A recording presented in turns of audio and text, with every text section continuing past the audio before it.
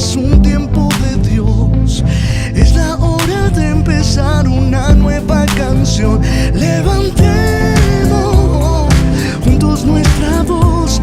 Tu tiempo empieza, es tu tierra nueva. Tierra nueva. ¿Bien? ¿Cuántos se levantaron dándole gracias a Dios esta mañana? Amén. ¿Qué tal si le damos gracias una vez más? Cuando usted le da gracias a Dios en la mañana, usted adora al Señor. Póngase de pie y dígale: Señor, gracias porque tú has sido fiel, Señor, tú has sido bueno. Queremos entronarte, queremos alabarte, queremos adorarte en esta mañana, Señor, y que tú asombres nuestros corazones, Señor, con tu presencia. Dele gracias a Dios ahí, levante sus manos y dígale: Señor, hoy quiero ser tu mejor adoración, papá. Hoy quiero darte lo mejor de mí, Padre precioso. Señor, te alabamos, te exaltamos, te glorificamos y creemos que tú eres un Dios fiel, que tú eres un Dios real, que tú eres un Dios que está en medio de nosotros, Espíritu Santo. Te proponemos, Señor, que recibas nuestra alabanza, nuestra adoración como olor fragante a ti, papá. Te reconocemos como nuestro Dios y Señor, como nuestro Salvador, y te pedimos que hoy hables a nuestros corazones, Señor. Te hemos colocado a ti primero, Señor, y creemos que eso es suficiente, Señor, para alabarte, para glorificarte, para exaltarte y para darte la honra y la gloria a ti, Señor Jesús.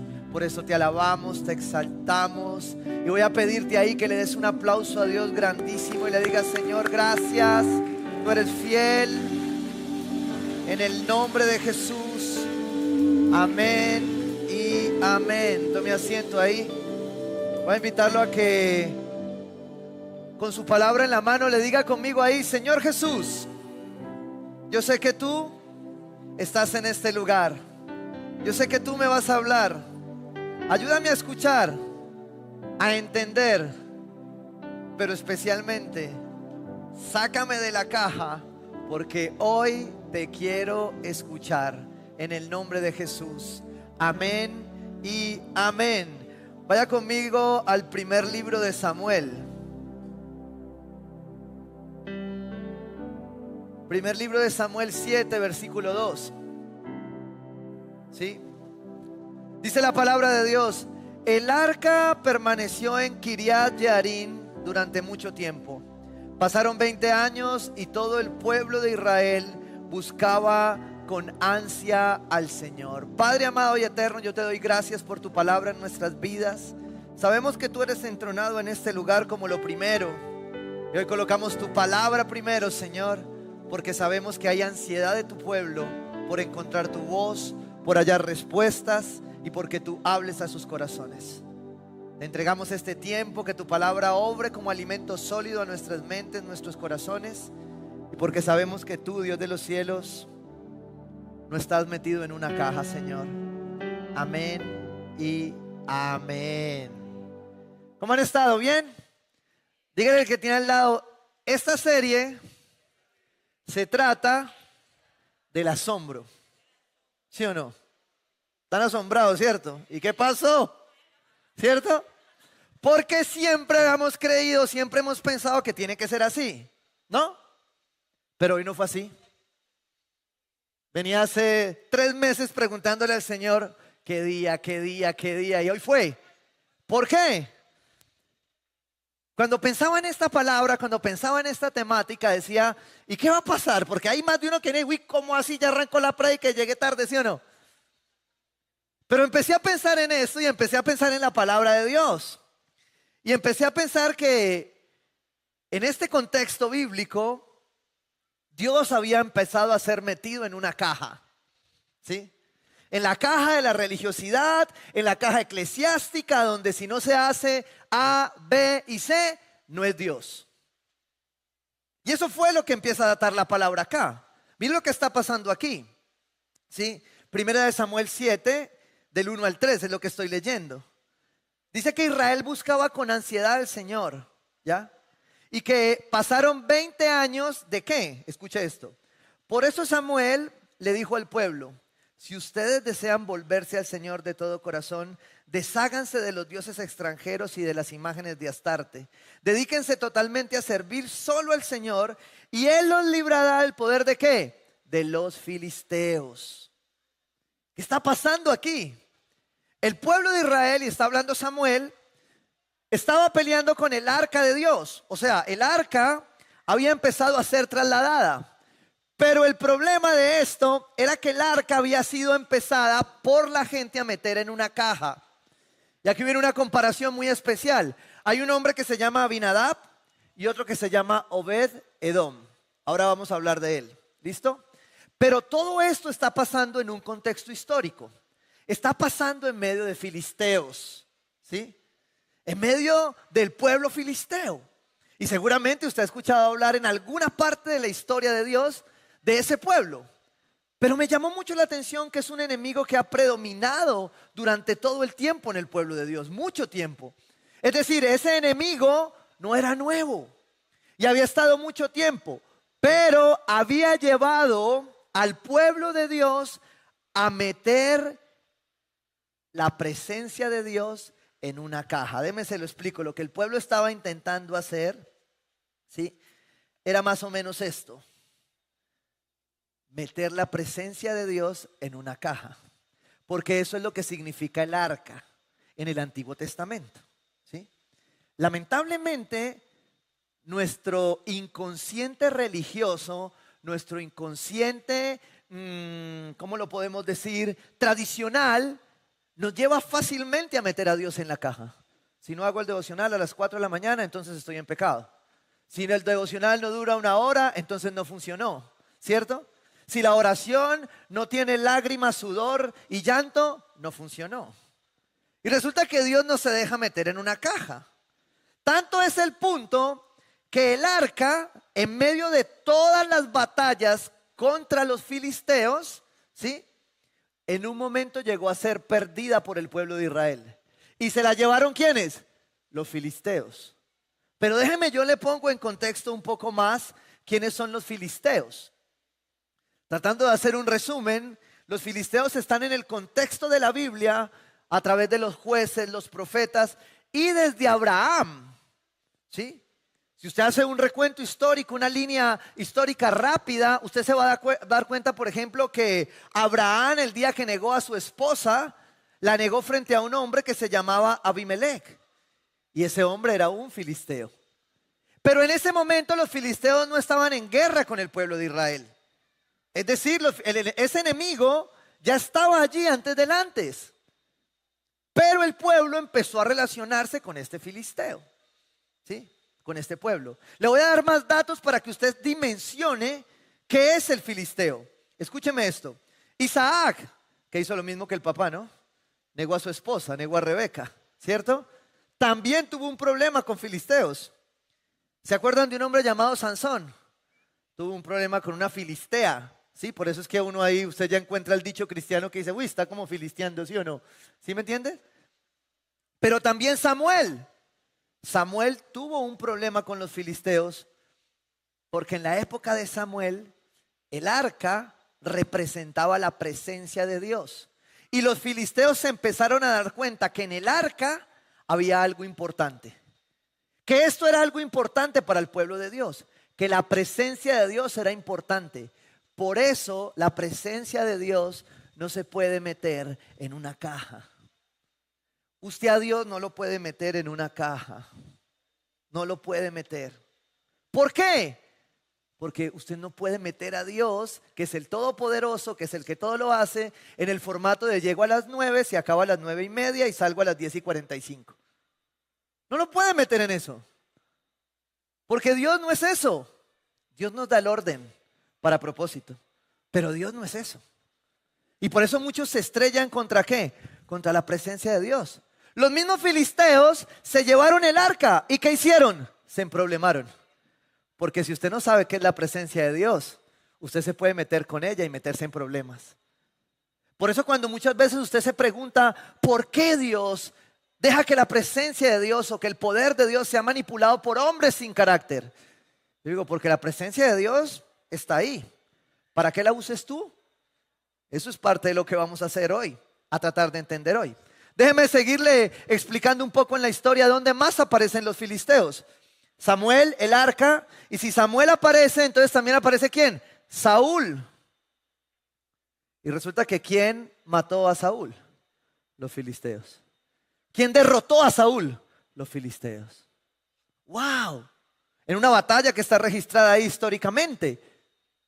Pero resulta que en medio de esa muerte, antecitos, hubo un David. ¿Que a quién mató? A un filisteo, ¿sí o no? ¿Llamado cómo? Goliat. Quiere decir que así como el pueblo de Israel tuvo un enemigo filisteo mucho tiempo, es posible que usted y yo tengamos ese tipo de enemigos que aún no podemos vencer. Y que haya enemigos en alguna área de su vida que no lo han dejado salir de ahí. Habían 5 ciudades a nivel de contexto histórico, se lo digo, donde se establecieron las principales ciudades de los filisteos. Una, Gaza, Ascalón, Ecrón, Asdod y Gat, en lo que hoy es la parte sur de Israel y la franja de Gaza. ¿Usted me está entendiendo esto que dice la palabra de Dios en su contexto histórico? ¿Usted me entiende de dónde viene este problema? Este problema no es nuevo. Y los filisteos desaparecieron en el tiempo. ¿Quién los venció? ¿El pueblo de Dios? No. Porque aún David venció a Goliat, pero el ejército filisteo no se acabó ahí. Siguió. Por eso es que a veces usted gana una batalla, vence el enemigo, pero después dice, pero si yo ya había pasado esto, ¿por qué otra vez? Pero si yo ya me había convertido, si yo ya había discutido esto, ¿por qué estoy sintiendo esto otra vez? ¿Por qué si yo ya había hecho punto de partida, libertad en Cristo y discipulamos socialmente esa paz financiera, libres para amar? Mejor dicho, 42 pasos hacia libertad en Cristo. Y sigo peleando con este filisteo. ¿Sí? Déjeme, le doy otra característica de los filisteos que es muy importante. Su religión era politeísta. Adoraban varios dioses. Eso es politeísmo. Habían varios dioses. Y era una comunidad... con todo el respeto que mis hermanos y amigos, evidentemente colombianos me merecen, costeña. Era muy cercana al mar. Y dentro de eso tenían un dios que se llamaba Dagón, que tenía que ver con el campo y con la fertilidad, con la agricultura. Adoraban otro dios que se llamaba Astoret, que tenía que ver con fertilidad. Y por eso en muchas cosas se hallaba perversión en el pueblo filisteo. Y adoraban otro que usted lo va a haber conocido ahí, que se llamaba Baal-zebub, que tenía un carácter más oscuro y era asociado a las enfermedades y a la muerte. Es decir, este pueblo en principio no era un pueblo tan complejo, porque el pueblo de Israel no peleaba tanto con él. Ese pueblo estuvo en la batalla del pueblo de Dios de conservar la presencia de Dios. Pero ese pueblo también se fue deteriorando en el tiempo hasta ser un pueblo idólatra. Por eso Samuel les dice y les exhorta en 1 Samuel 7, versículo 3. Si ustedes desean volverse al Señor de todo corazón, desháganse de los dioses extranjeros y de las imágenes de Astarte. Era una diosa filistea.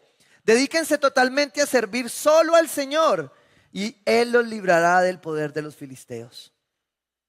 ¿Para qué estás usando la presencia de Dios tú?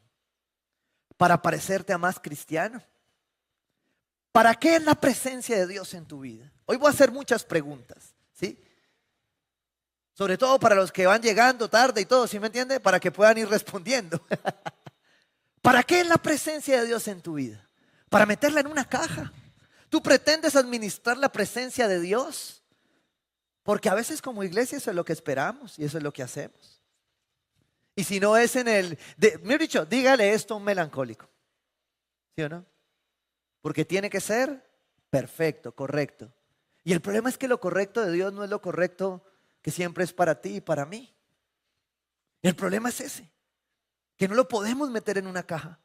1 Samuel 4, versículos 10 al 11, dice: entonces los filisteos se lanzaron al ataque y derrotaron a los israelitas, los cuales huyeron en desbandada. La matanza fue terrible, pues de los israelitas cayeron 30,000 soldados de infantería. ¡Wow! Esto es una mala noticia. Hoy deberíamos predicar las buenas nuevas, pero esta es una mala vieja. El pueblo de Dios fue derrotado y se perdieron 30,000 personas. El pueblo de Dios a veces es derrotado. El pueblo de Dios a veces pierde. No los veo muy convencidos, pero así es. ¿Sí? El pueblo de Dios también a veces, ¿sí?, se cae. Y aquí está hablando de que ese enemigo que perduró durante mucho tiempo derrotó al pueblo de Israel, mató a 30,000 israelitas, a 30,000 hermanos tuyos. ¡Wow! Escucha esto. Además de esa derrota fue capturada el arca de Dios y murieron Ofni y Finés, los dos hijos de Elí, que eran una muerte consecuencia, ¿sí?, de su mala actuación. Pero aquí está hablando de muerte. Hay enemigos que están matando áreas de tu vida. Hay filisteos en tu vida que han logrado derrotarte. Hay filisteos en tu vida que están robándote la presencia de Dios. ¿Sabe qué me sorprende mucho en esto? Que el arca duró 20 años con Abinadab, pero duró 3 meses con Obed-edom. Escuche esto. Fue así como segunda de Samuel 6:11, mucho después. Fue así como el arca del Señor permaneció 3 meses en la casa de Obed. ¿Cuánto? 3 meses. ¿Cuánto tiempo lo tuvo Abinadab? 20 años. ¿Pero qué había hecho Abinadab? Meter el arca en la caja. Usted puede tener la presencia de Dios metida en una caja. O usted puede tener la presencia de Dios para lo que Dios se la dio. Abinadab había usado la presencia de Dios equivocadamente. Es decir, corrijo, no equivocadamente, la tenía ahí, pero no hacía nada con ella. ¿Sí? ¿Se acuerdan de un mayordomo que Dios llama mayordomo infiel? ¿Por qué? ¿Porque perdió? No, porque cuidó. Y Dios a usted y a mí no nos ha llamado a cuidar, nos ha llamado a multiplicar. Porque al que llama fiel es al que multiplica. Al que cuida, muy bien. Y eso mismo puede pasar con la presencia de Dios. La puedes tener 20 años, 15 años, voy a la iglesia, llego a las 9, alabo, levanto la mano, me siento, y por eso usted llega hoy, pero ¿cómo así que la prédica empezó a las 9? Y la alabanza era para dejarme llegar. No, la alabanza no es para dejarlo llegar. Ni para conectarlo solamente con Dios. En un minuto de adoración se conecta con la presencia de Dios. Y ya. Y si no hay alabanza, creo que no murió nadie.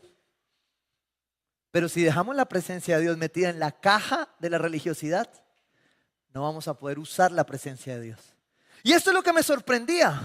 Y me empezaba a llevar a la conclusión. Abinadab tuvo la presencia de Dios. No se trata de tiempo. 20 años. Pero aún así se volvían idólatras. ¿Usted no ha visto este ciclo del pueblo de Dios que crece, se enamora? En el DED lo tratamos, se llaman las etapas de la fe. Crece, se enamora, conoce y de pronto ¡pum!, otra vez se golpea. Y vuelve a empezar. Y es donde uno dice, y uno mira hermanos en la fe que uno dice, ¿en serio?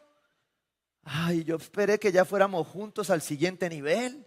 Pero usted se va a devolver. ¿Por qué? Porque no supieron atesorar la presencia de Dios. Porque creyeron que metida en una caja estaba mejor. Pero por fuera de la caja, la presencia de Dios cumple el propósito para el que fue diseñado en tu vida. Y es el propósito que nos muestra Obed-edom. Porque Obed-edom tuvo solo 3 meses la caja. Y me llamó la atención algo ayer que consultaba sobre estos personajes y estudiaba. Porque una de esas malas definiciones de la IA, porque a veces son malas, revíselas por favor, no todo lo que dice la IA es cierto, bueno, y está en contexto. Porque eso lo hemos alimentado nosotros en el algoritmo, bueno. Pero una definición decía, Obed-edom no fue un hombre importante. Realmente es una referencia porque por ahí pasó el arca de Dios. Y yo decía, ¿en serio? ¿Qué limitación de ver la palabra de Dios? Porque a mí lo que me dice Obed-edom es que 3 meses son suficientes para que una vida sea transformada, para que una casa sea bendecida. 3 meses del uso correcto de la presencia de Dios son suficientes. Entonces para mí la enseñanza de Obed-edom es más representativa que muchas otras incluso. Porque tiene que ver con la presencia de Dios. Y eso me llevó entonces a pensarme, ¿por qué, Señor? ¿Por qué el pueblo de Dios luchó tanto con los filisteos? ¿Por qué era una batalla, derrotaba, perdía, ganaban, empataban? ¿Por qué el pueblo de Dios seguía peleando con lo mismo? ¿Por qué tú sigues peleando con lo mismo cuando Dios ya te lo reveló? ¿Por qué aún conociendo la verdad tú no la puedes aplicar? ¿Sí? Y esto me llevó a responderme entonces esto, de que el problema del pueblo de Dios en toda esa etapa de los filisteos era un problema teológico. ¿Por qué un problema teológico? Porque era un problema de cómo ellos veían a Dios, de su interpretación de Dios. ¿Sí? Y quiero entrar en esto de una manera especial, ponle cuidado. ¿Por qué? Porque muchas veces cuando nos han hablado de teología, nos han asociado la teología al intelectualismo. Y la teología no tiene nada que ver con intelectualismo. La teología es parte de tu vida y la mía. No importa cuántos años tengas, no importa cuánto conozcas, si conoces a Dios, si quieres conocer a Dios, tienes un teólogo en tu corazón. ¿Por qué? Porque ¿qué es teología? Teo es Dios, ¿sí? Y la logía es el logos, es el conocimiento de Dios. El conocimiento de la voluntad de Dios y el conocimiento de cómo Dios obra en una vida. Implícitamente todos hacemos teología. ¿Por qué te digo que el problema del pueblo de Israel con los filisteos era un problema de teología? Porque cada que pasaban las batallas, subían, caían, perdían, su perspectiva, el cómo veían a Dios, cambiaba. Es decir, su lupa interna para ver a Dios cambiaba. Es decir, cómo cada batalla te permitía ver a Dios, cambiaba. Era el lente. La teología es el lente con el que tú empiezas a conocer y a ver a Dios. Tienes que ser teólogo, estudiar en un instituto bíblico para hacer. No, tienes que anhelar conocer a Dios. Porque cuando tú anhelas conocer a Dios, conocer su palabra, conocer lo que es de Dios, entonces estás siendo un teólogo. Y me encantan las definiciones de los especialistas. Porque uno de los retos más grandes que le pusieron al pueblo de Israel fue poner a prueba su teología, su conocimiento de Dios. La teología cristiana entonces es el resultado de la experiencia cristiana. Por eso cuando tú tienes una experiencia con el Espíritu Santo, también es teología. Porque es esa experiencia la que te pone el filtro para ver a Dios en tus dificultades. La que te pone el filtro, y te voy a poner los ejemplos que te acabo de poner en el contexto histórico. El filtro de Sansón para ver a Dalila. El filtro de Abraham para ver a Ebenezer. El filtro de David para ver a Goliat. Porque David no veía a Goliat así, lo veía así. Porque todas las lupas tienen una forma, ¿no? Y muchos tienen invertido su teología. Entonces, cada que viene un problema, cada que viene un reto, cada que viene una circunstancia, no tienen teología. Porque su filtro está invertido. ¿Sí? Déjeme se lo digo como lo dicen algunos estudiosos. El doctor Pablo Deiros dice que la teología es el resultado de una experiencia cristiana y en consecuencia el contexto en el que se elabora afecta considerablemente el resultado. Latinoamérica tiene la necesidad de construir una teología, porque la teología americana, la teología europea, ¿sí? La teología asiática, que es más corta un poco de pronto que la nuestra, ¿sí?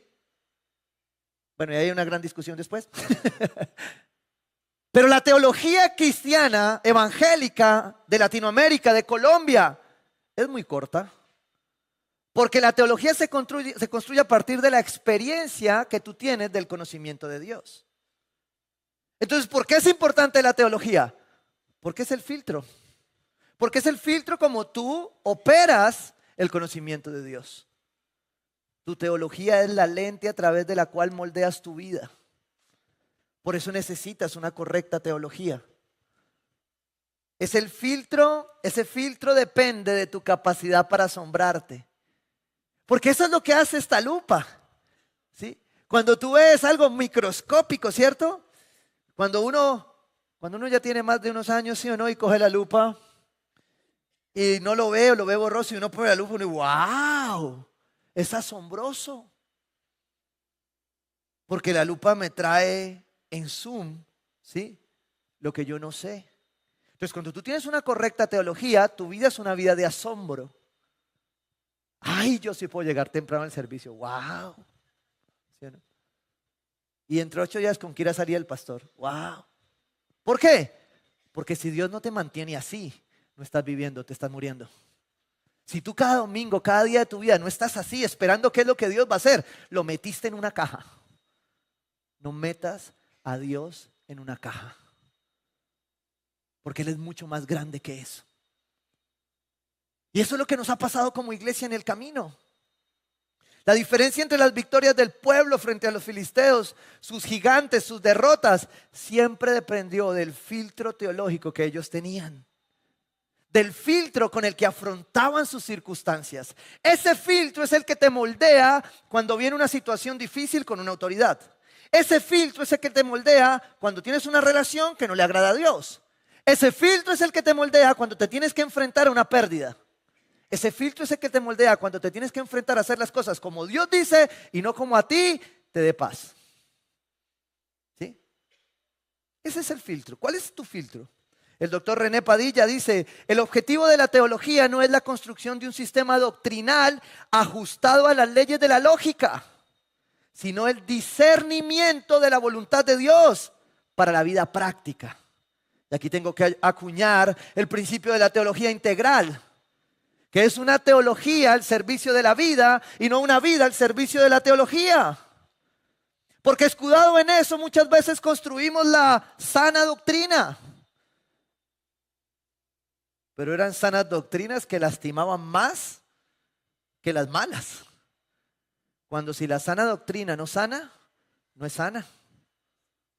Porque está fundamentada en una teología equivocada. Dice, tiene mucho más que ver con la sabiduría, cuyo principio es el temor del Señor, que con la excelencia académica. Yo quiero que tú te lleves algo hoy. La teología no es un monstruo que diseñaron los reformados para creerse más que todos, no. La teología es un regalo de Dios como ciencia para que tú y yo nos acerquemos al conocimiento de Dios y le pongamos un filtro correcto a nuestra batalla y a nuestra guerra diaria, a nuestros filisteos, a nuestras Dalilas, a nuestros Goliat. Diariamente eres un teólogo. Primera de Samuel 17:40. Tomó su bastón. ¿Quién? David. Fue al río a escoger ¿qué? 5 piedras lisas y las metió en su bolsa de pastor. Luego, honda en mano, se acercó al filisteo y lo agarró ¿a qué? A piedra. ¿Sí o no? Esa es la teología de David. Y te quiero poner este ejemplo, ¿por qué? Porque todos hemos tenido Goliat. Tal vez muchos han tenido Dalilas, ¿sí o no? Tal vez muchos han tenido pueblos de filisteos que los han atacado. ¿Y cuál ha sido tu reacción? ¿Cuál ha sido tu teología? ¿Con qué te has defendido? ¿O te ha milanado el enemigo? ¿O te amilanó Goliat? ¿O sacaste la lupa y no lo viste al revés, sino que lo viste más grande de lo que era? Porque algunos ven problemas, ven circunstancias que son grandes, que son duras, pero algunos las ven más grandes de lo que son. Porque su filtro teológico les hace pensar que son más grandes de lo que ustedes son. Y cuando yo veo esta teología, la teología de David, veo 5 piedras. David lo que hizo fue 5 piedras. El arca traía, en este caso, esta es nueva, esta es una herejía nueva. Las tablas y 5 piedras. Las mismas 5 piedras que yo le voy a bolear de aquí para allá. A ver si despierta. El que vea dormido, ¡pim! ¿Sí o no? Así que téngase pues. Hoy es día de asombro, diga, hoy es día de asombro. Que se duerma piedra hoy, ¿sí o no? Pero David sacó 5 piedras que eran su filtro teológico. Y esas 5 piedras son las que usted y yo vivimos enfrentando toda la vida. Toda la vida nos estamos haciendo una pregunta sobre estas 5 piedras. Toda la vida el enemigo filisteo te está contradiciendo estas 5 piedras teológicas. Y hoy tú las tienes que sacar de la caja. Y las tienes que sacar de la presencia de Dios. Porque tú tienes que tener claro estas respuestas. Es una teología básica. Primera piedra. Dios es bueno. No muchos lo creen, ¿cierto? Dios es bueno. Si crees que Dios es bueno, porque tal vez llegaste aquí pensando que Dios no es tan bueno por tu circunstancia. Y si el filtro teológico que tú estás usando te hace dudar de que Dios es bueno, estás en problemas. Porque así va a ser tu vida. Así va a ser la respuesta a tus circunstancias. Tú sigues pensando que Dios es malo. O sigues cuestionando que Dios es bueno. Sigues cuestionando la bondad de Dios. La cantas y todo, cantas la canción y te, Señor, la bondad de Dios, yo cantaré. Pero cuando termina, vienen las circunstancias, sacas el filtro y dices, Dios no es bueno conmigo. Tienes gorra y todo eso es que dice, God is good. Pero todavía dudas de que Dios es bueno. Es tu filtro teológico. Y un cristiano no puede vivir dudando de si Dios es bueno o no. Romanos 8:28. Ahora bien, sabemos que Dios dispone algunas cosas, ¿cierto? ¿Cuántas? Todas para bien. ¿De quién? De quienes lo aman. ¿Hay alguien aquí que ame a Dios? Los que han sido llamados de acuerdo con su propósito. Ay, si es que este versículo es bien evangélico, ¿sí o no? Porque nadie quiere que le digan esto cuando está pasándola mal. Cuando lo han despedido del trabajo, ¿sí? Cuando el pastor le dijo que tenía que ser así, pero usted no quiere hacerlo así. Y entonces usted se encuentra al hermano evangélico y le dice, no, pues fresco, Dios usará eso para bien. Y uno lo mira como, ¿sí o no? Esto es mucho evangélico. Sí, yo a veces no respondo eso a nadie porque uno dice, ¿cómo le explico que esto va a ser usado para bien? Con todo el dolor, con toda la frustración. Está quebrado, lo robaron, ¿sí o no? Perdió la platica. El filtro teológico. Si tú dudas de que Dios es bueno, si tú dudas de la bondad de Dios, entonces ese va a ser el resultado para enfrentar a tu enemigo. Ese va a ser el resultado para enfrentar tus circunstancias. Porque la bondad de Dios no es tu bondad. Y el problema es que tú y yo tenemos parámetros para juzgar la bondad. Y vamos a ser honestos, ¿somos malitos? ¿Sí? La palabra lo dice, si ustedes siendo malos saben dar cosas buenas, ¿cuánto más el Padre lo dará a quienes? ¿Sí? Pidan. El problema de este filtro es que mi bondad no es su bondad. Y una vida de asombro no puede dudar de que Dios es bueno. Porque a pesar de, ¿sí? Dios sigue siendo bueno. A pesar de tu circunstancia, a pesar de tu salud, a pesar de la pérdida, a pesar de lo que no has visto, a pesar de la falta de respuesta, a pesar que no sea como tú quieres, Dios sigue siendo bueno. ¿Qué te toca hoy?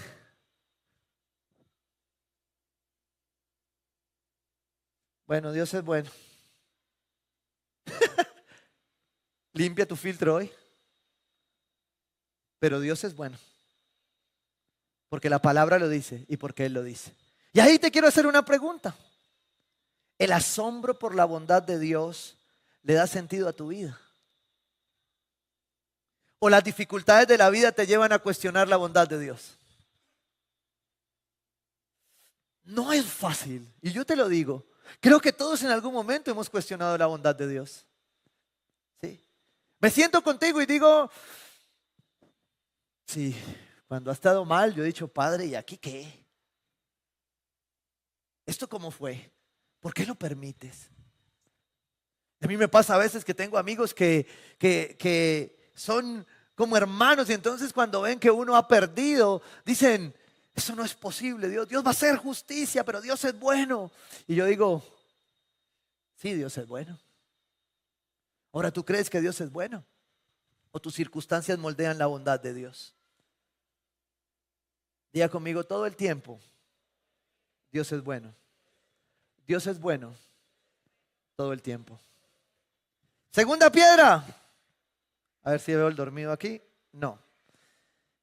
Dios cumple lo que promete. Uy, no los veo muy convencidos. ¿Sí o no? Dios cumple lo que promete.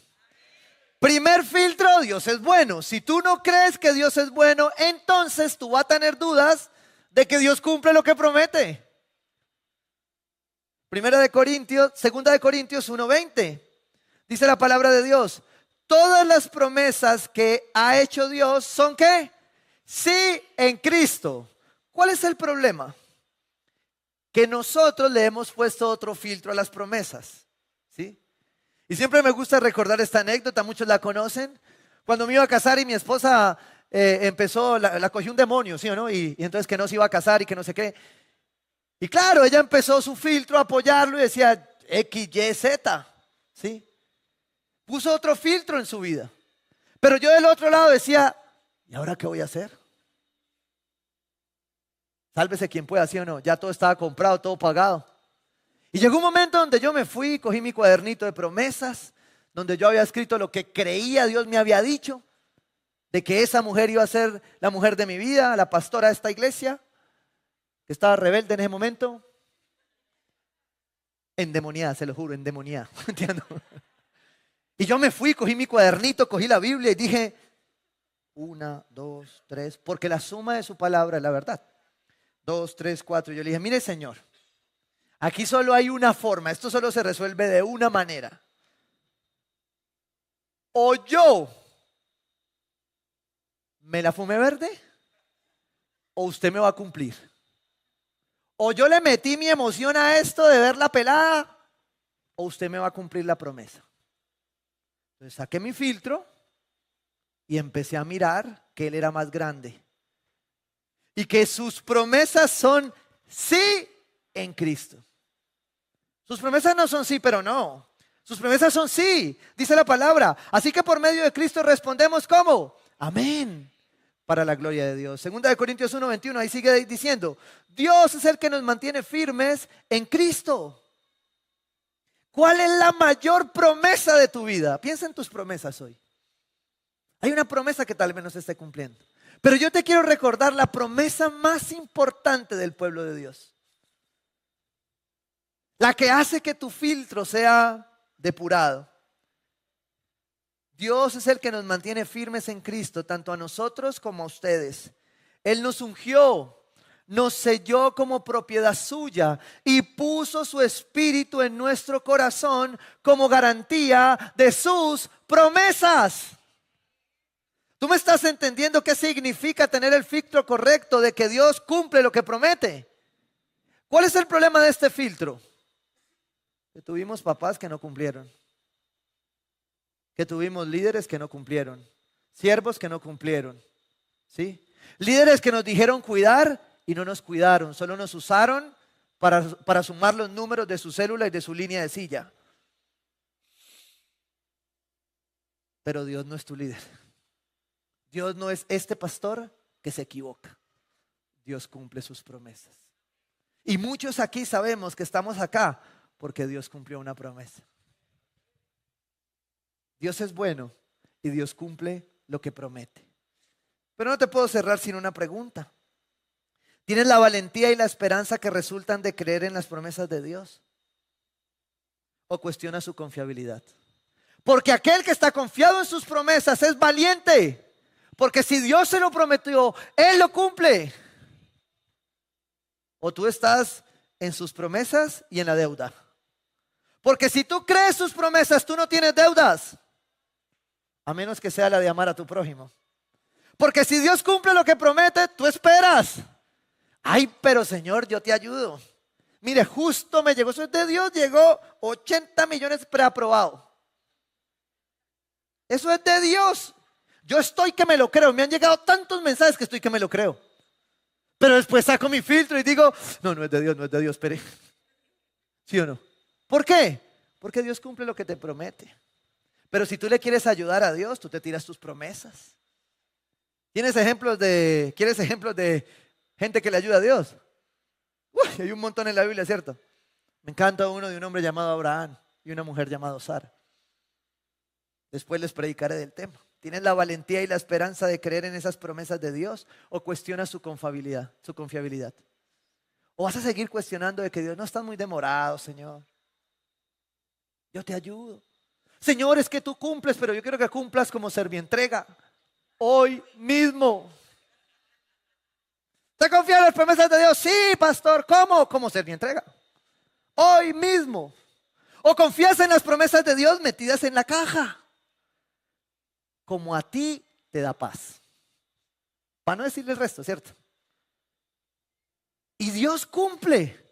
Y sencillamente se entristece de ver que tú te saltas el cumplimiento de sus promesas. Por orgullo, por vanidad, por falta de asombro. Porque sus promesas nos asombran. Dios es bueno y Dios cumple. 3, Dios está al control. Ay, aquí va Bronco a aspirar más de uno, ¿sí o no? Dios está al control. Mateo 10, 29. Si usted quiere saber que Dios está al control, mire un calvo. ¿Sí o no? Tiene un calvo al lado, mírelo, dígale, Dios está al control. ¿Por qué? Porque eso es lo que dice la palabra. Los calvos existimos porque Dios está al control. Porque Él dice que Él cuida todos tus cabellos.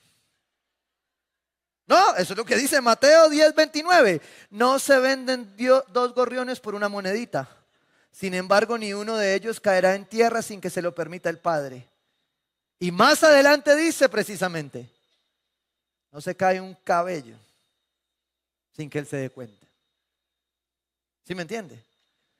De aquí en adelante, cada que usted vea un calvo, usted dice, Dios está al control, Dios está al control. ¿Sí o no? Isaías 41, 4. Y voy a hacer una traducción que es muy parafraseada. Porque el texto, si usted lo lee directamente, no le va a decir lo mismo. Pero creo que es una buena paráfrasis de este texto. Isaías 44 dice, yo soy el único Dios y mantengo bajo control todo lo que pasa en este mundo. He existido desde el principio y existiré hasta el final. Yo soy Alfa y Omega. Uno de los principios de la teología es el Dios sustentador que está al control de esta tierra. Porque aunque las redes sociales, las noticias y nuestras autoridades nos hagan parecer que no están al control, Dios está al control. Y siempre se los he dicho, no me cansaré de decírselos 20,000 veces. Mires allá, por eso no hemos terminado de tapar las entradas de la iglesia, ¿cierto? De luz. ¿Por qué? Porque siempre nos permite recordar la naturaleza, que Dios está al control. Basta con ir unos días a la montaña, ¿cierto? Ahora vamos a ir con algún grupo de hombres a la montaña. ¿Para qué? Para darnos cuenta que Dios está al control. Porque, ay, sí, la creación nos demuestra que Dios está al control. No se venden 2 gorriones por una monedita. Sin embargo, ni uno de ellos caerá a tierra sin que lo permita el Padre. Dios está al control, es soberanía. El control es la confiabilidad de que Él va a cumplir mis promesas. El problema es que Él solo puede garantizar su intervención, el cumplimiento de su promesa donde Él está al control. Porque si tú no entregas el control, entonces Él no puede cumplir la promesa. Porque tú le estás ayudando a Dios. Donde tú no dejas que Él maneje, tú manejas. Y no se trata de quedarse paralizado sin hacer nada. Se trata de tomar a Dios y su soberanía para ver sus promesas cumplidas. Y no hay área de tu vida que pueda ver que Dios está al control sin que le entregues todo el control y autoridad. Si Él no tiene el control de tu vida, no hay área de tu vida de la que Él pueda tomar el control. Pero si tú no entregas el control, Él no forcejea con el control. Tú te quedas con Él. Y a mí me encanta esto del orden y propósito. ¿Por qué? Porque el orden y propósito implica entregar el control. Y empezar a ver cómo cuando tú entregas el control, por ejemplo, de tu sexualidad, y te das cuenta que en santidad se demora un poquito, cuesta a veces, pero es mejor. Pero si tú no le entregas el control de esa área a tu vida, entonces no va a pasar nada. Y pongo ejemplos pequeños que de pronto a alguien le pueden servir, pero tienen que ver con entregar el control. Y ni hablar de las finanzas. Porque muchas veces tus circunstancias moldean tus decisiones y tus emociones. Cuando eso pasa, Él no está al control. Cuando las circunstancias moldean cómo tú reaccionas, Él no está al control. Ay, y yo creo que me voy a mandar a tatuar la frase: vivo por principios, no por emociones. ¿Quiénes me siguen?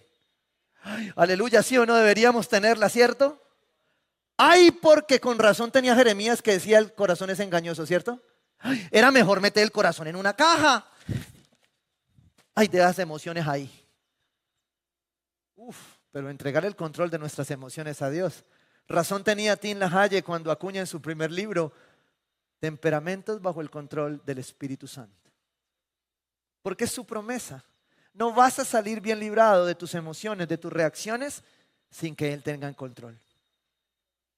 El filtro correcto para interpretar tus circunstancias o con el que las interpretas tiene que estar bajo el control de Dios. Y estar bajo el control de Dios es vivir asombrado por Dios.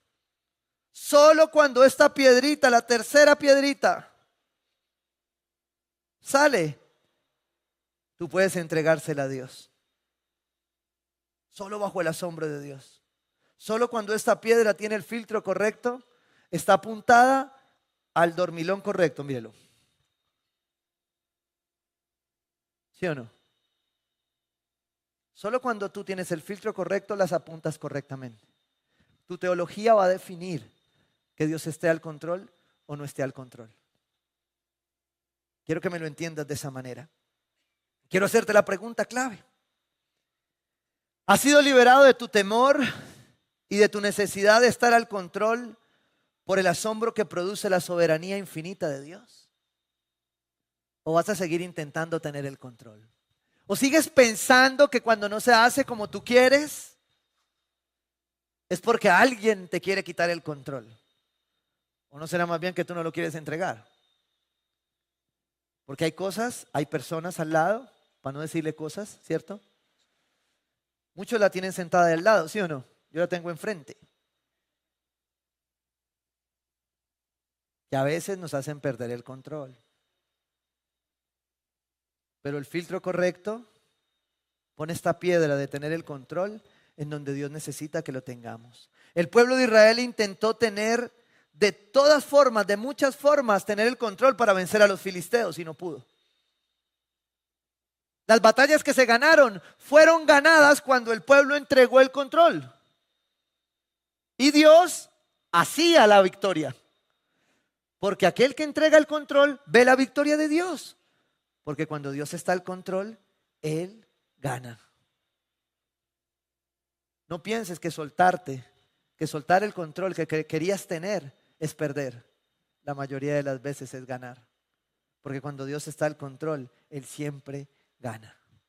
Dios es bueno. ¿Cuál más? Dios cumple lo que promete. Y Dios está al control. Cuarta piedra. Esta sí es la que le vamos a clavar aquí a alguien. Dios tiene todo el poder. ¿Cuántos lo creen? No muchos. ¿Por qué? Porque si de verdad este filtro teológico estuviera en nuestra vida, nosotros deberíamos ver milagros más sobrenaturales cada día. Una de las cosas que Dios me mostró estudiando este punto es que el poder de los milagros opera en hombres que creen profunda y absolutamente en el poder de Dios. Entonces esos hombres por eso pueden decirle: ¿qué es lo que no puedes hacer? Caminar, levántate. ¿Por qué? Está absolutamente convencido del poder de Dios. Y este filtro sí nos cuesta mucho. Porque lamentablemente la forma en la que hemos vivido nos ha moldeado y metido en una caja el poder de Dios. Y a veces usted necesita un Hulk que lo saque de la caja, ¿sí o no? Porque cuando usted se mete en la caja, usted limita el poder de Dios. Ay, no, pastor, eso sin alabanza al principio es muy maluco. Eso es como a palo seco. Ay, no, pastor, a mí me gustaba más cuando nos hacían en filita y nos empujaban. No, ya no. Él puede hacerlo así. Él puede tocarte ahí. Él puede sanarte ahí. ¿Lo meto en la caja? ¿Vas a meter el poder de Dios en una caja cuando tú necesitas ver milagros, prodigios, señales? ¿Cómo lo quieres actuar? ¿Cómo quieres tener a Dios en este filtro? Porque tal vez hay cosas en tu vida que no han cambiado, que no van a cambiar aún hasta que tú no limpies este filtro. Digas, ahora veo un Dios todopoderoso. Cuando yo veo a mi lado, digo, veo un Dios todopoderoso. Y yo creo que en la medida en que tú empiezas a afinar tu filtro teológico, tú empiezas a mirar al lado y a decir, uy, Dios mío, cómo el Señor la ha embellecido. Y usted empieza a mirar y, uy, esos son hijos de quién. ¿Por qué? Porque tienes, esta iglesia es, uy, Dios mío. ¿Por qué? Porque estás viendo en todo el poder de Dios. Y cuando el poder de Dios toma el lugar, hay milagros. Romanos 8, versículo 11. Wow, esto me emociona, póngale cuidado. Romanos 8, 11. Y si el espíritu de aquel que levantó a Jesús de entre los muertos, wow. Mire, si hay algo que provoca entender el poder de Dios es la muerte. Quien ha perdido un ser querido sabe la impotencia que da perderlo y despedirlo. Porque duele. Porque en un minuto lo tenías aquí y en un minuto se fue. Pero tú sigues metiendo el poder de Dios en una caja y fregando por todo. Cuando deberías disfrutar del poder de Dios que te permite tener a ese ser querido al lado. ¿Para qué llorarlo después? ¿Por qué no lo amas ahora? ¿Por qué dejarlo en la caja si el poder de Dios es sobrenatural? Y la muerte nos muestra nuestra impotencia, que jamás limita su omnipotencia, su poder, porque es todopoderoso. Y sé que muchos acá crecieron cantando esta alabanza profética, ¿cierto? Y esta declaración como iglesia. Y decíamos, y eres todo. Ay, si es la misma iglesia, ve. Y hace tiempo. ¿Y qué pasó con el poder de Dios? Lo metemos en la caja porque un día nos lastimamos, porque un día no supimos administrar el crecimiento, porque un día no supimos cómo hacer la comunidad, porque la verdad nunca lo vamos a saber. Porque Dios va tan rápido. Esto es fuerte. Porque Dios es todopoderoso. Y Él te restaura, Él te sana, pero Dios sigue avanzando. Y el espíritu de aquel que lo levantó a Jesús de entre los muertos vive en ustedes. El mismo que levantó a Cristo de entre los muertos también dará vida a sus cuerpos mortales por medio de su espíritu que vive ¿en dónde? En ustedes. Tú te estás dando cuenta de cuál es el Dios que cumple las promesas. Es el Dios todopoderoso que habita en ti, está en ti y te da el poder para cambiar. Pero si tú te sigues metiendo a la caja, te vas a quedar ahí como un resabiado, como un terco, como un orgulloso. Perdón, orgullosa, terca y resabiada. ¿Por qué? Porque no quieres reconocer el poder de Dios. Todavía sigues creyendo que eres el Todopoderoso. Wow. Ezequiel 12:28. Por lo tanto, adviérteles que así dice el Señor omnipotente. ¿El Señor qué? Omnipotente. Wow. Si tú y yo tuviéramos el filtro correcto de esta piedra, del poder de Dios, cuando yo leyera en la Biblia que es Dios omnipotente el que lo dice, yo lo creo. Y si el Dios omnipotente lo dice, Él lo cumple. ¿Por qué? Porque Él es bueno. Porque Él dijo sí en Cristo. ¿Cuál es el problema de la falta del poder? El problema de no comprender el poder de Dios tiene que ver con lo anterior. Es un problema de control. Es un problema de ejercer lo que solo Dios puede ejercer. Y te lo decía ahora, nuestra impotencia no limita su omnipotencia. Solo hallamos paz en nuestra debilidad. ¿Sabes por qué? Porque en mi debilidad se perfecciona el poder de Dios. ¿Cuál poder? El poder que lo levantó de la muerte. ¿Cuántos no quisiéramos haber visto un ser querido que no nos despedimos, que lo hicimos mal y que no tuvimos el tiempo y decirle, levántate de allí? pero no se pudo. Pero Dios es bueno, porque hoy te da la oportunidad de hacerlo diferente y reconocer su poder. Para que sepas que un día como Él fue levantado de la muerte, tú y yo seremos levantados de la muerte. Y resucitaremos. Y estaremos sentados como lo estamos hoy en lugares celestes, dice la palabra de Dios. ¿Cuánto de lo que haces hoy? Aquí hay 3 preguntas. ¿Cuánto de lo que haces lo haces por miedo y no? Porque no tienes claro de Dios. ¿Cuán frecuente estás paralizado por tu debilidad? ¿O vives con valentía a la luz de tu asombro por el poder de Dios? Porque si el poder de Dios te asombrara, tú serías capaz de cualquier cosa. Eso dice Jesús, que haríamos cosas mayores, no por nosotros, no por el pensamiento positivo que dice que yo soy suficiente, porque realmente no soy suficiente. Mi esposa muy bien lo aclaraba en Real el jueves. Mi suficiencia viene de Cristo, de la palabra, no de mi capacidad. Porque el poder de Dios se perfecciona en mi incapacidad. Si tú no tienes claro el filtro que dice que Dios es el Dios que tiene todo el poder, tú vas a seguir tomando decisiones en tus circunstancias. Y cuando vemos el Espíritu de Dios obrando, entonces ves los milagros, ves el poder de Dios en tu vida. Ves que Dios es bueno. Ves que Dios cumple lo que promete. Ves que Dios está al control. Y ves que Él tiene todo el poder. Y la última piedra, mire, voy a seguir trayendo piedras porque nadie se durmió. Esa amenaza funcionó. Les voy a dar piedras a los del avance, igual que le pegue, ¿sí o no?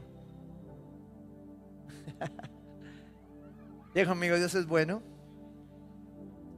Dios cumple lo que promete. Dios está al control. Y Dios es todopoderoso. Cierre sus ojos ahí y reciba esto como una promesa. Diga conmigo, Dios cuida de mí. Esa es la última piedra. La última piedra de tu filtro teológico es que Dios cuida de ti. Y Él quiere limpiarla hoy para que recuerdes quién es el que está al mando. Primera de Pedro, versículos 5 al 7. Y esto me encanta porque sé que hay personas que anoche no pudieron dormir. Y le voy a ser muy honesto.